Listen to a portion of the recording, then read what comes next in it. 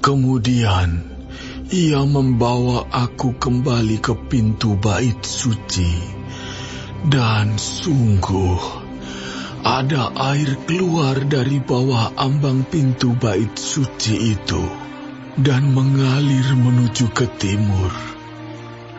Sebab bait suci juga menghadap ke timur, dan air itu mengalir dari bawah bagian samping kanan dari bait suci itu, sebelah selatan mezbah. Lalu diiringnya aku keluar melalui pintu gerbang utara, dan dibawanya aku berkeliling dari luar menuju pintu gerbang luar yang menghadap ke timur. Sungguh, air itu membual dari sebelah selatan. Sedang orang itu pergi ke arah timur dan memegang tali pengukur di tangannya. Ia mengukur 1000 hasta dan menyuruh aku masuk dalam air itu. Maka dalamnya sampai di pergelangan kaki. Ia mengukur 1000 hasta lagi dan menyuruh aku masuk sekali lagi dalam air itu.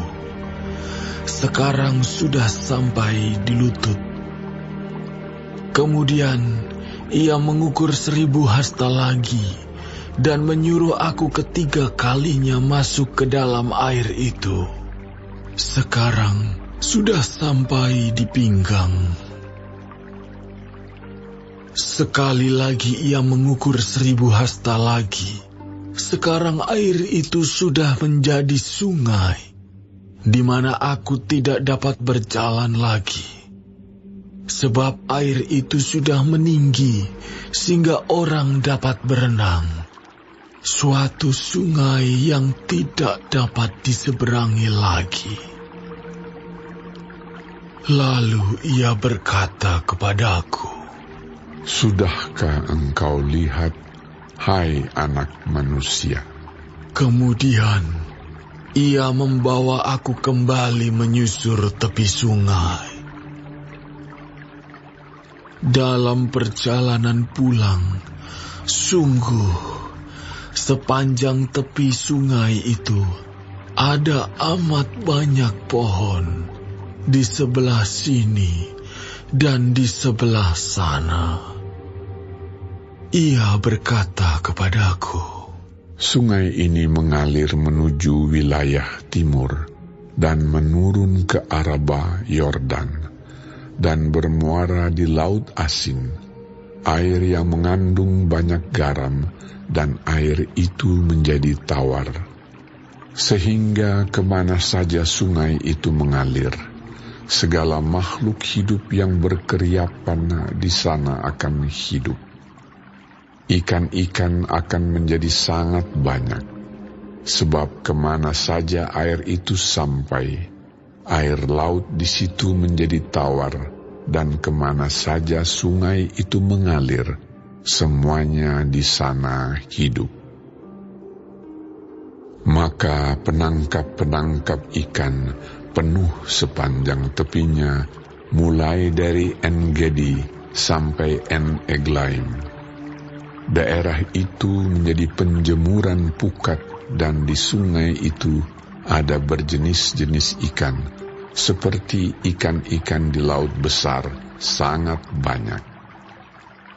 Tetapi rawa-rawanya dan paya-payanya tidak menjadi tawar, itu menjadi tempat mengambil garam. Pada kedua tepi sungai itu tumbuh bermacam-macam pohon buah-buahan, yang daunnya tidak layu dan buahnya tidak habis-habis. Tiap bulan ada lagi buahnya yang baru, sebab pohon-pohon itu mendapat air dari tempat kudus itu. Buahnya menjadi makanan dan daunnya menjadi obat. Beginilah firman Tuhan Allah. Inilah batas-batas tanah yang kamu harus bagi-bagi menjadi milik pusakamu di antara ke-12 suku Israel. Yusuf mendapat 2 bagian. Tanah itu harus kamu bagi rata, yaitu tanah yang dengan sumpah kujanjikan memberikannya kepada nenek moyangmu, dan dengan demikian tanah ini menjadi milik pusakamu. Inilah perbatasan tanah itu. Di sebelah utara dari Laut Besar terus ke Hetlon sampai jalan masuk ke Hamat, dan terus ke Zedad, Berota, Sibraim, yang terletak di antara daerah kota Damsyik dan daerah kota Hamat, terus ke Hazar Enon yang di daerah kota Hauran. Demikianlah perbatasannya itu, mulai dari laut sampai di Hazar Enon, sehingga daerah kota Damsyik dan juga daerah kota Hamat terletak di sebelah utaranya. Itulah sebelah utara. Di sebelah timur, mulai dari Hazar Enon yang terletak di antara Hauran dan Damsyik, Sungai Yordan menjadi perbatasan di antara Gilead dan tanah Israel, terus ke laut timur sampai ke Tamar. Itulah sebelah timur. Di sebelah selatan, perbatasan mulai dari Tamar sampai mata air Meriba, dekat Kadesh, terus ke sungai Mesir, terus ke Laut Besar. Itulah di sebelah selatan, perbatasan dengan tanah Negeb. Di sebelah barat Laut Besar, merupakan perbatasan sampai tempat jalan masuk ke Hamat. Itulah sebelah barat. Tanah inilah kamu harus bagi-bagi di antara kamu menurut suku-suku Israel. Dan kamu harus membagi-baginya menjadi milik pusaka di antara kamu dan di antara orang-orang asing yang tinggal di antara kamu, yang melahirkan anak di tengah-tengahmu, dan mereka harus kamu anggap sama seperti orang Israel asli.